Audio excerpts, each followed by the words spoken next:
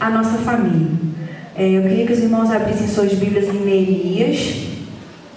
Neemias capítulo 4, versículo 13. Neemias capítulo 4, versículo 13 e 14.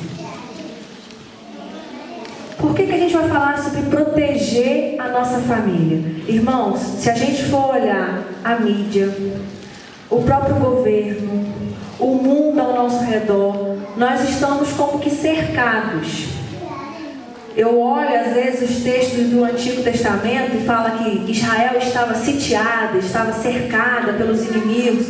E eu fico vendo que no mundo hoje não é nada diferente. Nós também estamos cercados, a nossa família está cercada. Se você olhar, existem no Planalto, lá em Brasília, mais de 800 projetos para serem votados. Mais de 800 projetos.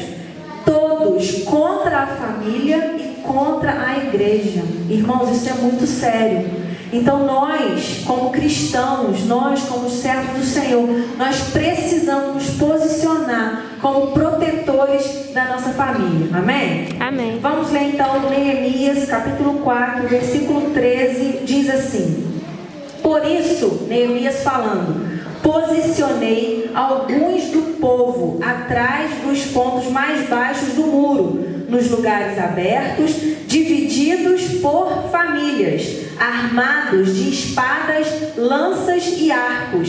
Fiz uma rápida inspeção e imediatamente disse aos nobres, aos oficiais e ao restante do povo: não tenham medo deles. Lembrem-se de que o Senhor é grande e temível. E lutem por seus irmãos, por seus filhos, por suas filhas, por suas mulheres e por suas casas. Neemias, nesse texto aqui, ele está numa grande missão: reconstruir os muros de Jerusalém.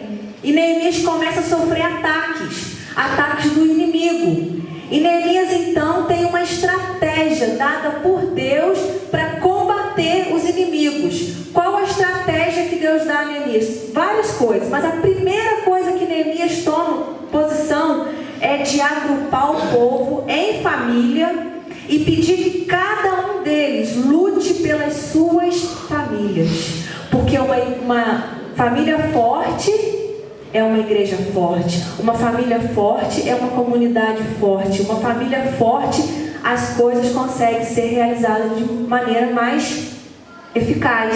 E Neemias levanta então essa estratégia e começa a falar: olha, nós vamos construir o muro, nós estamos numa grande missão, mas não deixe sua família à mercê do inimigo. Proteja sua família, pegue armas. O povo de Israel começou a trabalhar junto com Neemias aqui, e eles começam a trabalhar com uma mão trabalhando e com a outra com arma, para proteger a sua família, como Neemias tinha estabelecido. Irmãos, nós como cristãos precisamos pegar esse exemplo de Neemias para proteger a nossa família. E eu vou estar falando de 5 coisas que eu aprendi. Eu aprendi isso aqui com o pastor e estou compartilhando com os irmãos, porque aquilo que é bom a gente precisa ensinar e passar para frente, não é? Foi bom para mim, está sendo bom para mim, então eu quero compartilhar com vocês. A primeira coisa que a gente precisa proteger a nossa família é do diabo, é do inimigo. Claro que as outras coisas que eu vou falar aqui, tudo são coisas que o inimigo traz, mas aqui eu estou falando do inimigo diretamente. Nós precisamos proteger a nossa família do diabo. Existem pessoas, existem famílias muitas vezes que vivem suas vidas tão naturalmente, isso principalmente para a família cristã. Não podemos viver a nossa vida naturalmente, achando que tudo é muito simples, que o diabo parece que nem existe. Irmãos, o inimigo existe. O diabo existe e ele quer aniquilar a nossa família. Se eu e você sabemos que a família é a base, ele também sabe. E se ele sabe o que fazer para destruir uma família, ele vai fazer. Ele vai usar todas as armas que ele tem para destruir a família. E nós precisamos lutar para proteger a nossa família do diabo. O diabo existe, é real. Eu não sei se acontece às vezes na casa de vocês, mas é muito comum a gente ouvir isso. Ah, começamos a brigar do nada. Gente, ninguém começa a brigar do nada.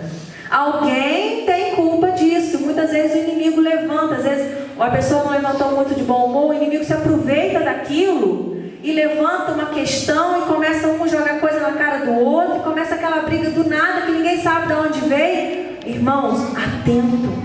O diabo não está feliz com a sua família.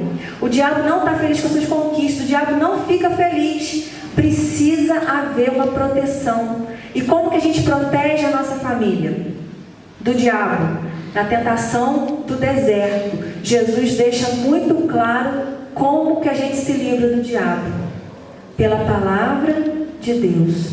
Quando o diabo veio atacar Jesus, tentar Jesus, querer colocar Jesus à prova, Jesus vai e cita para ele a palavra de Deus.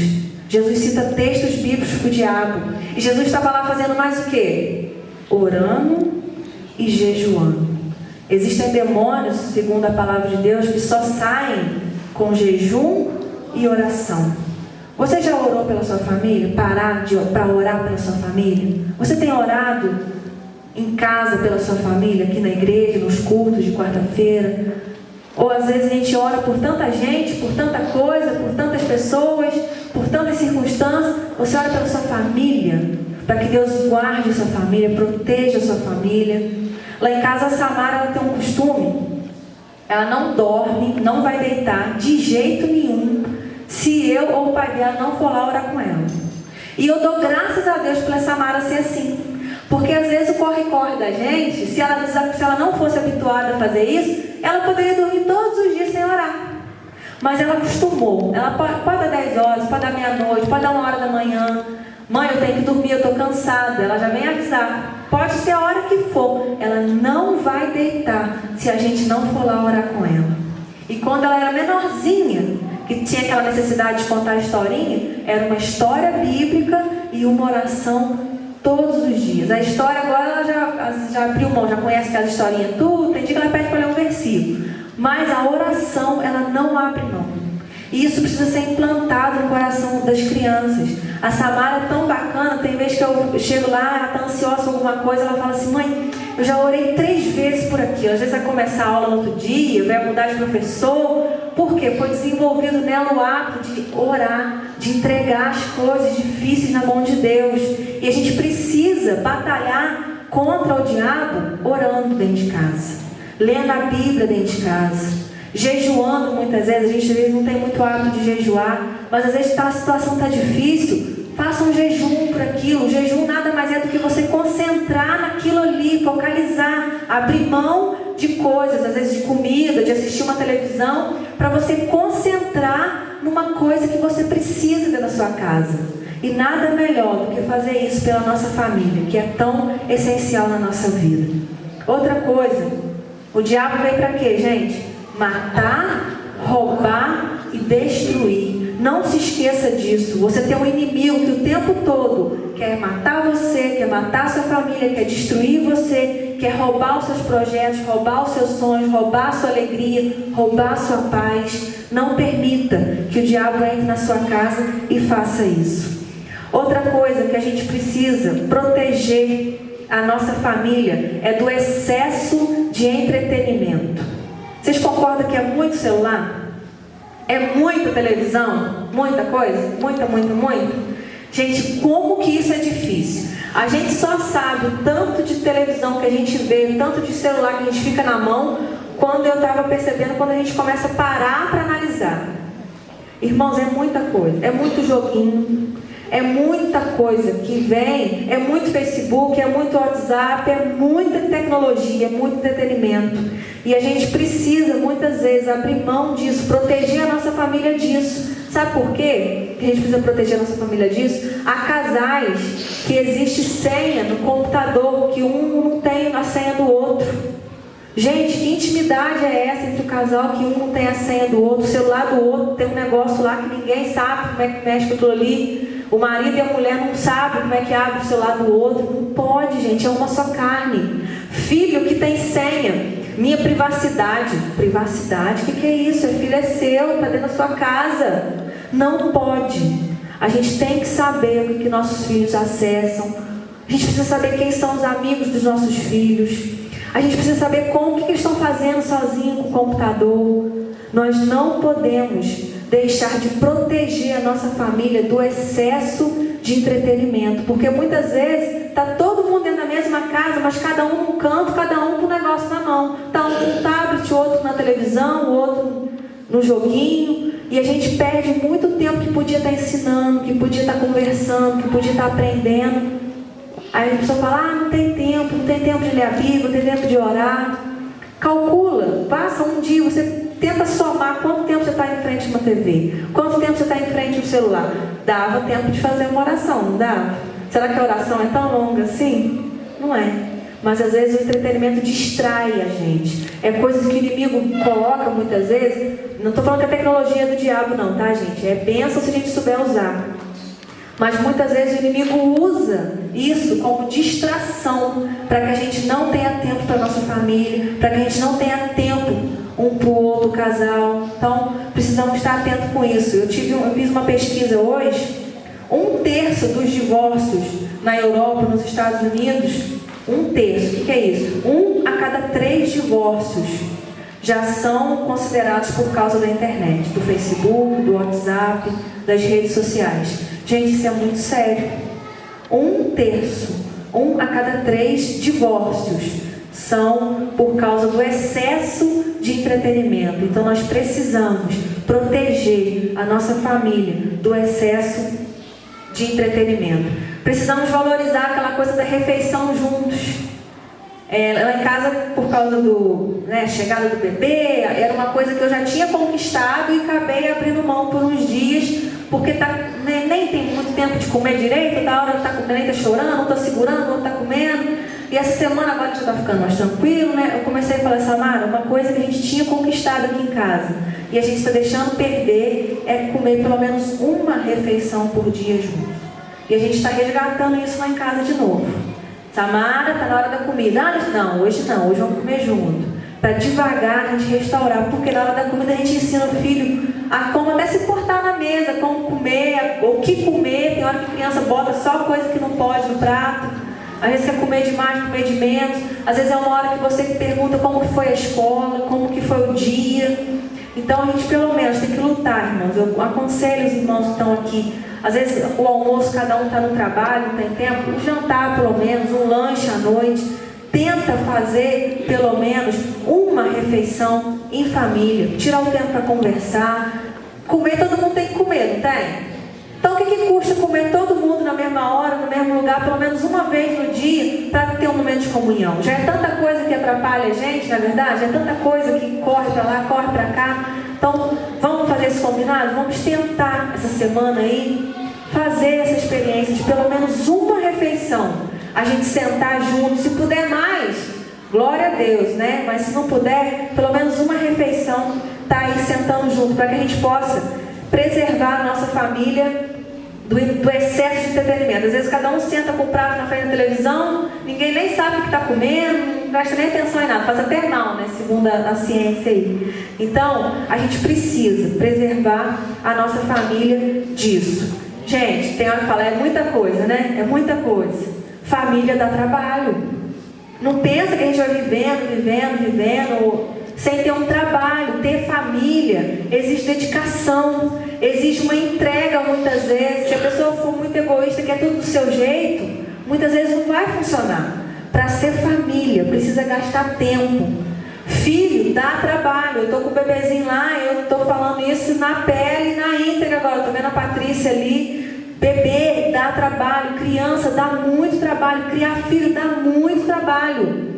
Mas um pastor, eu vi ele falando que se não der trabalho quando é pequeno, vai dar trabalho quando é grande. Porque se teu filho é pequeno, tu não sabe onde que ele está, tu não sabe com quem que ele está, na casa que ele está, o que ele está fazendo. Tá por aí. Quando for grande vai te dar trabalho.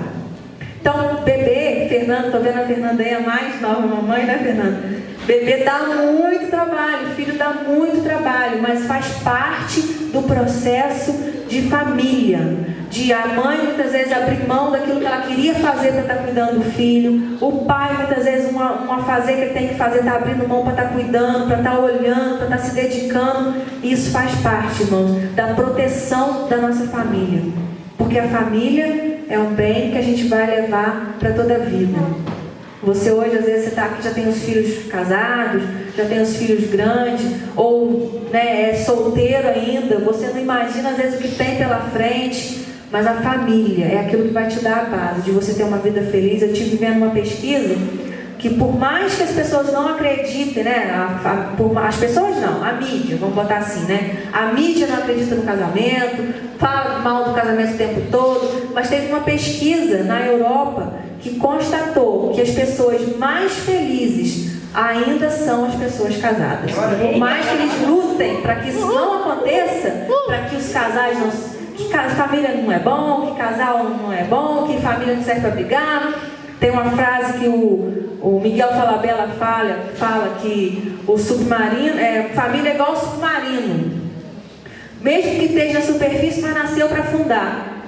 Gente, um homem que está na televisão aí, escritor, diretor, falar uma frase dessa, que família é igual ao submarino, pode até flutuar, mas foi feito para afundar, e a gente vai aceitar isso? Não pode. A gente tem que ficar com pesquisa de pessoas que são idôneas, que pesquisam tempo no consultório e falam assim: olha, eu pesquisei e vi que as pessoas felizes são pessoas que têm família, são pessoas que são casadas, amém? Então, irmãos, lute pela sua família, não abra mão da sua família por nada. Não abra mão da sua família. Precisamos proteger a nossa família, sabe de quê também? Dívida, misericórdia e maldição. Dívida e maldição. Cristina, o que tem a ver dívida com maldição? Primeira coisa, para uma família cristã, tá, gente? Se você não acredita na Bíblia, aí é outra história. Mas para uma família cristã, nós precisamos livrar nossa família da maldição. Então vamos ler lá em Malaquias 3, 8 e 9. Como que a gente vai... Não tem como falar de dívida, falar de vida financeira sem falar desse texto. Malaquias 3... Deixa eu ver se tem na minha Bíblia. Tem, misericórdia. Antes de Mateus. Malaquias 3, 8 e 9. Como se livrar da maldição financeira dentro de casa. Família cristã. Malaquias 3, versículo 8. Amém? Amém. Amém. Pode um homem roubar de Deus? Contudo, vocês estão me roubando. E ainda pergunta: como é que te roubamos? Nos dízimos e nas ofertas. Vocês estão debaixo de quê? Grande maldição. Porque estão me roubando. Uma família cristã não pode abrir mão de dizimar ao Senhor. Você protege sua família da maldição financeira. Isso é muito sério, tá, gente? Quando você entrega aquilo que é do Senhor, ao Senhor. A gente não pode roubar ao Senhor. Então nós precisamos entregar a Deus aquilo que é de Deus. Eu vejo alguns irmãos, acho que é o irmão João, o irmão Nildo, sempre cita: é melhor os 90% na mão de Deus do que 100 amaldiçoados. Então, livre sua família da maldição financeira, sendo fiel ao Senhor nos seus dízimos e nas suas ofertas. Ah, mas isso é Velho Testamento, você deve estar enganada. Eu prefiro estar enganada, entregando o que é do Senhor e sendo feliz assim, do que ter 100% e achar que não está enganado e viver debaixo de uma maldição. Então, entregue ao Senhor aquilo que é do Senhor. Se sua família é cristã, dizime, entregue por toda a sua família. Consagre os bens da sua casa em família aos pés do Senhor. Entrega as ofertas e os dízimos que pertencem ao Senhor. Então, livre a sua família da maldição e da dívida. A dívida é para todos, tá, gente? Se você acredita na Bíblia ou não acredita, preserve sua família da dívida. Então, vou resumir. Quer ter vitória na vida financeira? Vamos botar assim. Quer ter sucesso na vida financeira? 2 princípios. Seja fiel ao Senhor, gaste menos do que você ganha. Deu para aprender? Gaste menos do que você ganha. Hoje, nós somos tentados o tempo todo a gastar muito mais do que a gente ganha. E com isso, o que vem para dentro de casa? Dívida. E você sabia que as dívidas, a dificuldade financeira é a segunda causa de divórcio no mundo? Segunda causa. Dívidas, problema financeiro dentro da família é a segunda maior causa de divórcio. Depois eu vou estar falando sobre a primeira. Então você precisa livrar sua vida e a vida da sua família das dívidas. Como? Gastando menos do que você ganha. Tenha um planejamento, né? Se você morrer hoje, como que fica a sua casa? Você já fez essa pergunta? Se você morrer hoje, o que vai sobrar para sua família? Dívida? Vai ter que mudar todo mundo da cidade, porque vai todo mundo bater lá para cobrar, porque você ficou devendo? Cuidado com isso. Abre mão de certos luxos. A Bíblia orienta em Timóteo a gente se contentar com aquilo que a gente tem. Quando fala em contentar com o que a gente tem, não é ser preguiçoso, porque preguiça também é pecado. Mas é a gente não almejar aquilo além do que a gente pode. Botar o pé, famoso ditado aí, o pé onde a gente não alcança. Então, cuidado com isso. Faça essa pergunta. É necessário fazer um planejamento. É necessário fazer até mesmo... Quem aqui se é autônomo e não paga INSS, gente, faz isso. Faz lá, Pax, garanta um futuro. Você não vai viver com força eternamente. Você precisa se organizar. Você tem filho, pense nisso, vai para a faculdade. Mas é muita coisa para se preocupar. Mas se você começar a juntar de pouquinho em pouquinho, no futuro você vai ter uma garantia.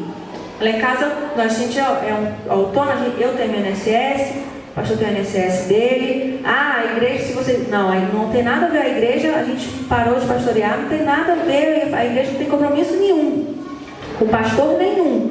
Cada um dá conta de si. Então, lá em casa tem o meu, ele tem o dele, Samara está lá, uma reserva pequenininha. Todo mês a gente faz, pensando quando ela estiver com 18 anos. Desde que ela nasceu. Agora vamos fazer do Samuel, mas a gente não fez ainda. Vamos fazer do Samuel. É muita coisa para uma família que vive com pouco? É, mas se você juntar de pouquinho em pouquinho, quando ele estiver grande, ele já vai ter alguma coisa para pagar uma faculdade, para fazer um cursinho, para comprar alguma coisa, ou até mesmo uma dificuldade que vier, ter um dinheiro reservado.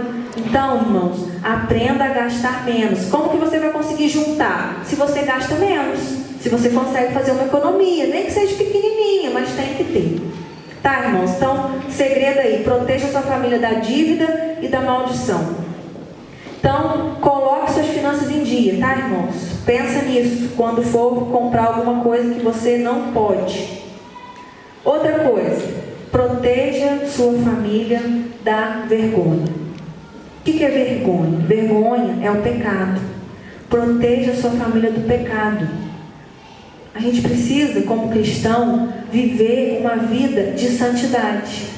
Buscar a santidade. A Bíblia fala em Hebreus 12, versículo 14. Buscai a paz com todos e a santificação, sem a qual ninguém verá o Senhor.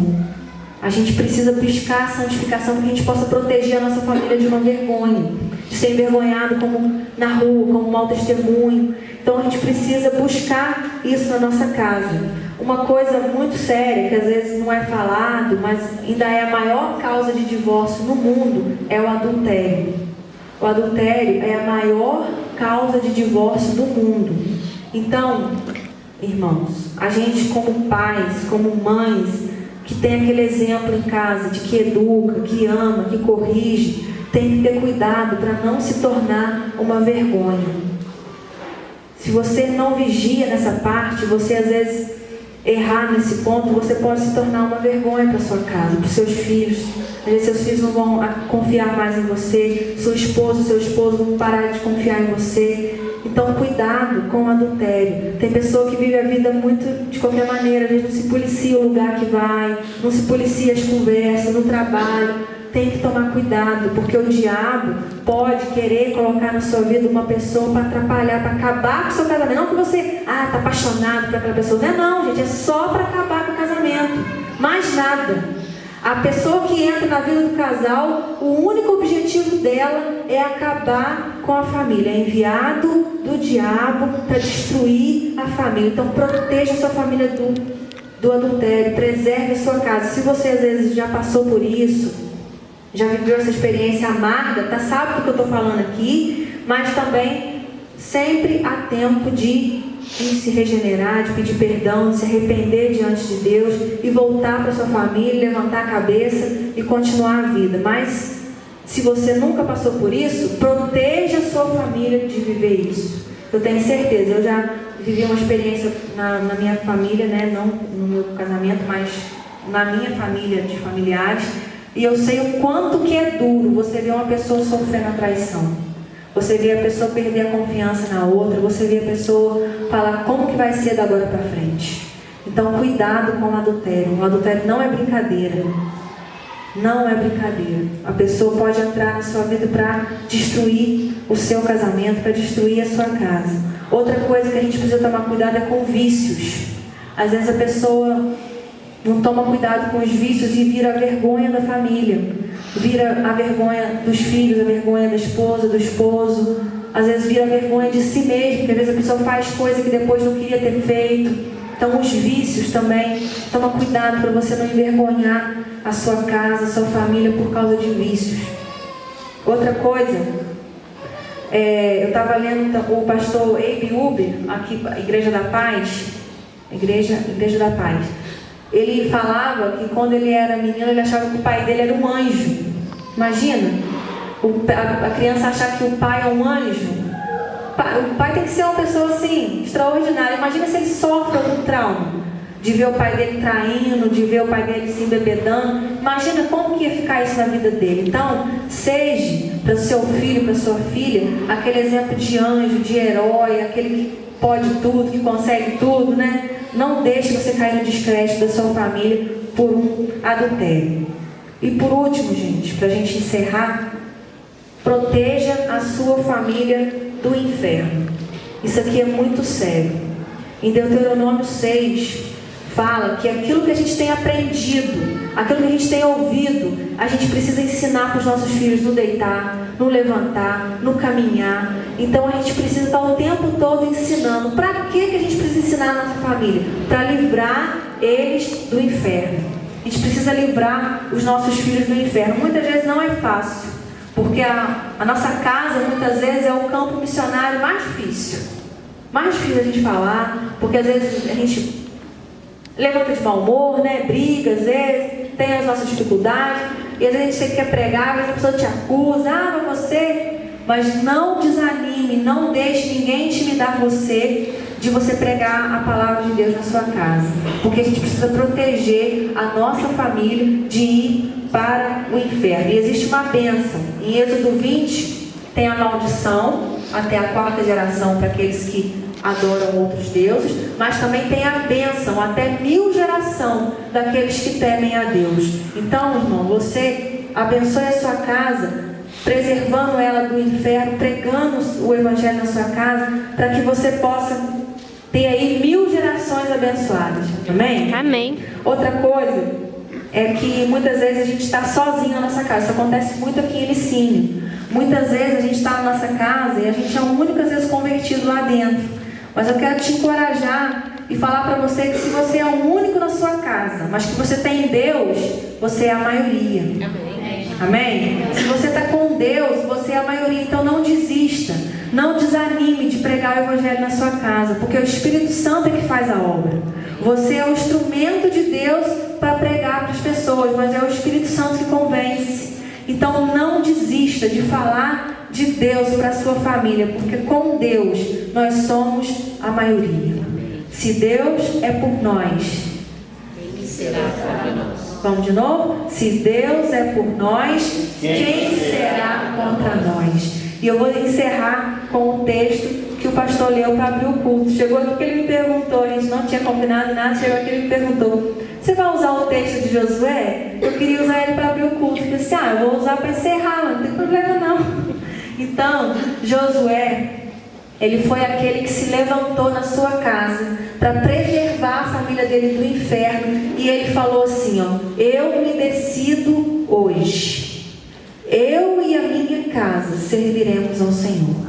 Se lá fora ninguém quer servir, se os projetos, se o Planalto, se a mídia, se todo mundo se levanta contra a nossa família, eu e você estamos aqui hoje para nos levantar como soldados de Deus, assim como Neemias levantou lá, para falar assim, eu e a minha casa serviremos ao Senhor. Eu vou me levantar na minha casa para proteger minha família. Eu quero proteger minha família. Eu vou proteger minha família do diabo. Eu vou proteger minha família do excesso de entretenimento, de rede social. Eu vou proteger minha família da dívida. Eu vou pensar mais antes de comprar. Eu vou proteger minha família sendo fiel ao Senhor. Eu vou proteger minha família do pecado, da vergonha. Eu vou livrar minha família disso, buscando uma vida de santidade. E eu vou proteger a minha família do inferno, guardando eles amparados debaixo da palavra do Senhor.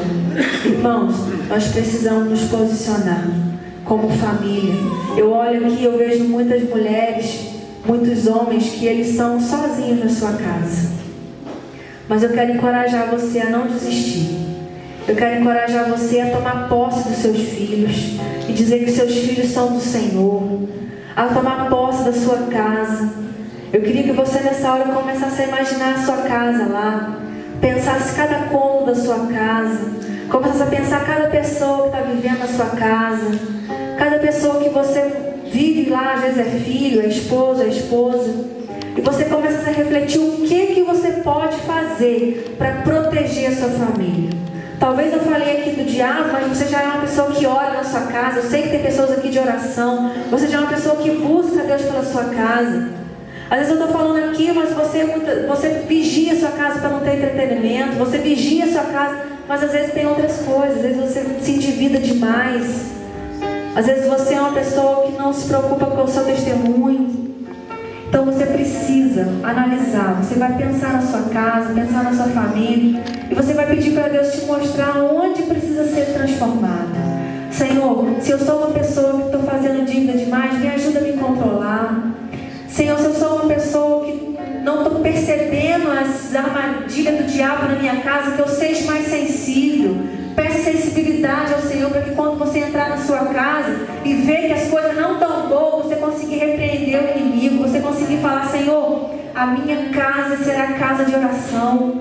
A minha casa não é lugar que o inimigo vai entrar. Se a sua casa está sofrendo, às vezes, uma marca de um adultério, de uma vida de pecado, que às vezes até o passado teve, peça que o Senhor venha restaurar, trazer perdão, trazer reconciliação, trazer amor, trazer paz, resgatar novamente a confiança.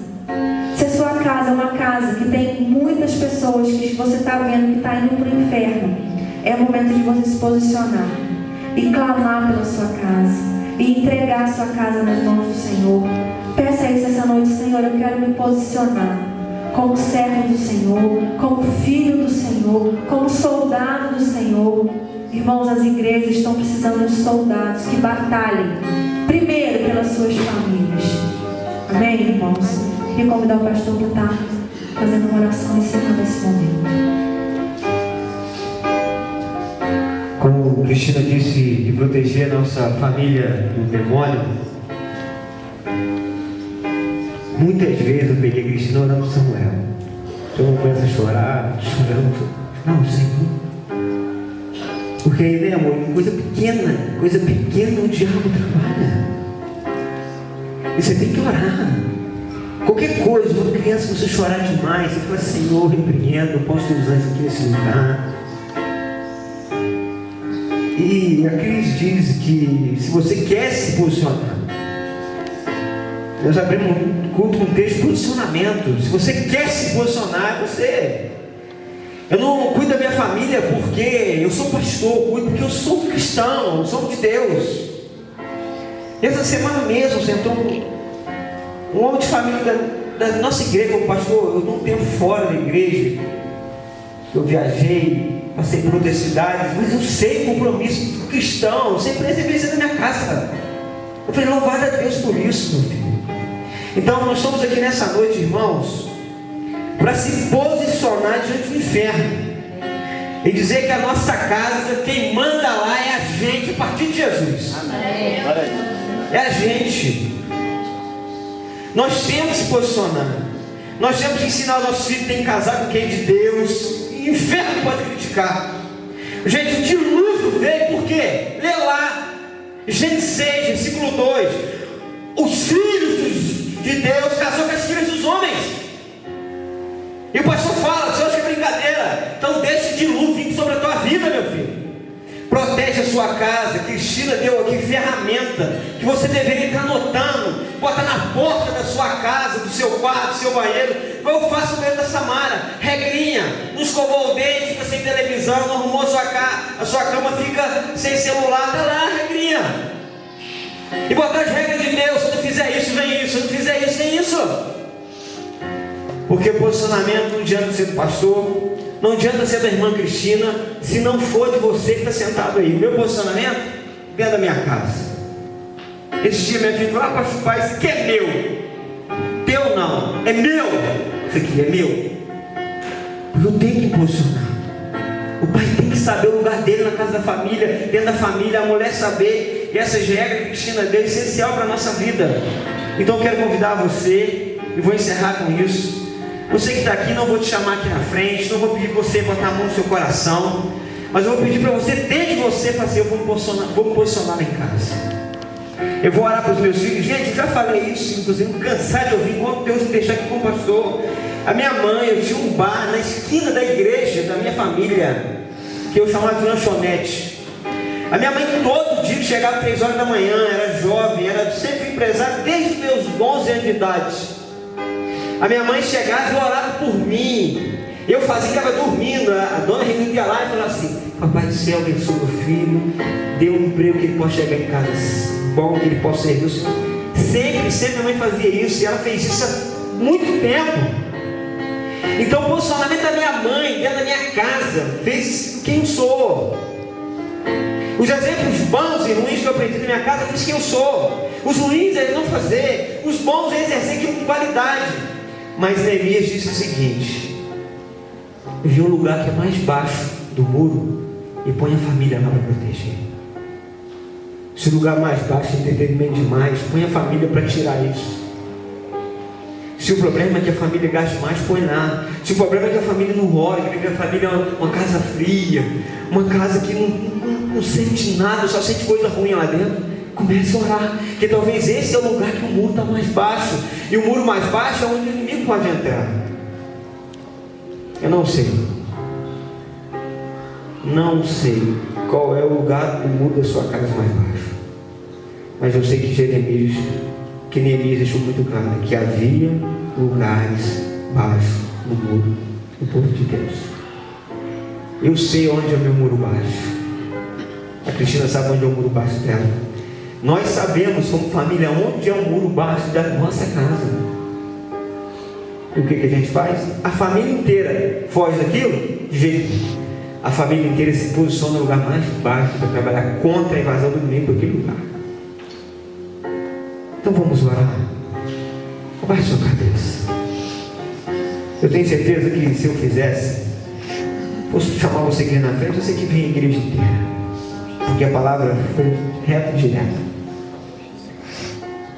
Mas só dentro da sua vida, para dar a importância que é você, e é dentro de você que tem que ser posicionado.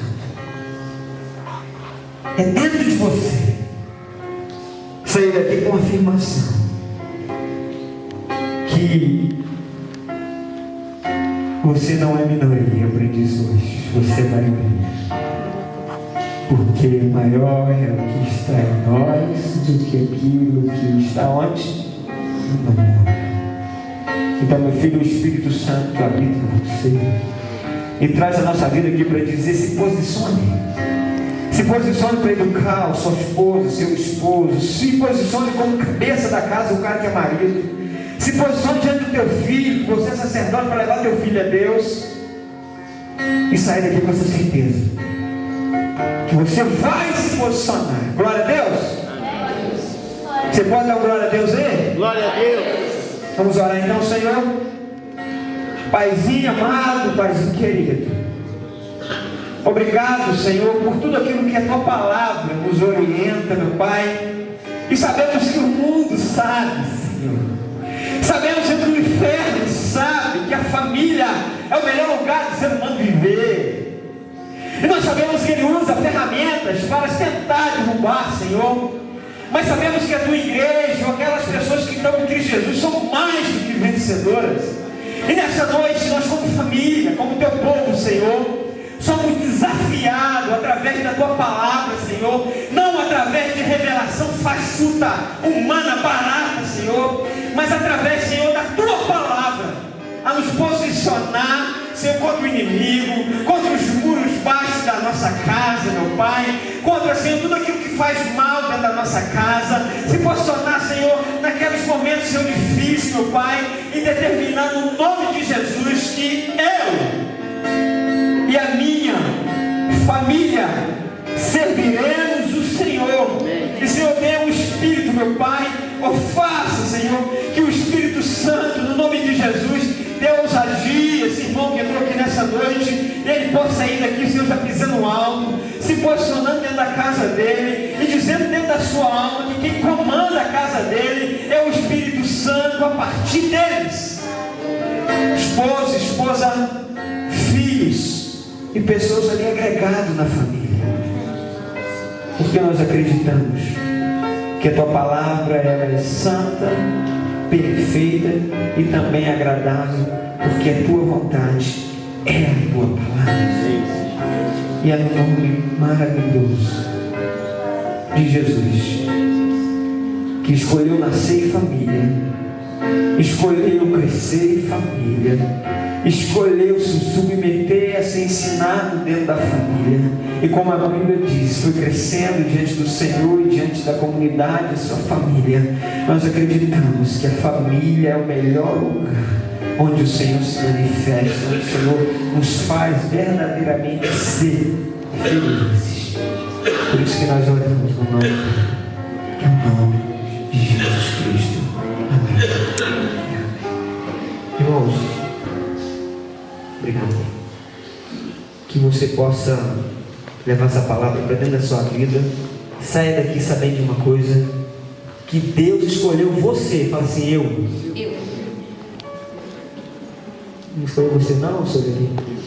Escolheu eu, fala aí. Escolheu eu. Para se posicionar dentro da sua casa. Quer que eu pregando aqui, eu falei que o Samadão vai botar a cabeça dela e vai estar na porta. Vocês lembram do meu passado?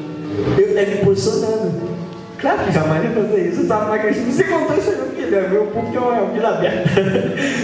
Me posicionando. Que ela não ouviu, ela estava falando para Deus. Minha filha, para de querer esticar o nome, deve virar assim, porque quem manda aqui em casa é tua mãe. Depois de mim. Sujeitar os meus outros, aí ela vai saber isso aí. É posicionamento. Então se posiciona. Eu falei uma coisa simples aqui. Que até que você falou, bem, eu oro. Eu falei, isso mesmo, bem, eu também de madrugada, você manda chorando muito, eu também oro. Porque a gente não sabe. Remedinho já demos. Já abraçamos, já trocamos uma fralda, fizemos, não deu mamar. Vamos orar. Senhor, está aqui, Senhor. Então, estou falando uma coisa tão simples assim, só para você ver a dimensão que pode ser o espiritual. E Josué, para terminar aqui, texto que a Cristina citou no final, você teve no começo, diz assim: ou você serve o mundo, que é, ou você serve a deuses, ou você serve a Jesus. Então, ele não tem um caminho e outro, ou você não serve ninguém. Eu para entender aquilo que eu venho falar desde quando a gente tem se movido na igreja. Ele podia ter botado a opção, não serve ninguém. Se o teu filho está chorando, tem algum problema, você dá um remédio e dá um alimento, troca a fralda e pronto, não serve ninguém não. Ou você serve a deuses, ou você serve a Jesus. Não, ele botou duas coisas, só tem duas coisas. Ou você é de Deus, ou você é do capeta. Não tem dois termos, 3 termos, só tem 2. A Bíblia inteira só trata com 2 questões, ou é, ou não é. E a gente tem que saber o que a casa da gente é. Não tem como, não tem religião. Mentira, tem sim. Porque a Bíblia diz que o Deus desse século cegou o entendimento das pessoas para não acreditar nem nele. Ou você é do capeta, que você está seguindo a doutrina dele, quer levar você a acreditar que ele não existe. Já está seguindo a doutrina. Estão entendendo? Amém? Amém. Só eu prego. Então, com oração silenciosa, culto dessa noite termina esse momento.